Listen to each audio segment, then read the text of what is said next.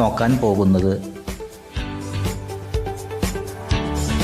കേരളത്തിലെ ഏറ്റവും വലിയ കായൽ എന്ന ബഹുമതി കൂടാതെ ഇന്ത്യയിലെ ഏറ്റവും നീളം കൂടിയ തടാകം കൂടിയാണ് നമ്മുടെ കൊച്ചു കേരളത്തിലെ ഈ കായൽ രാജാവ്.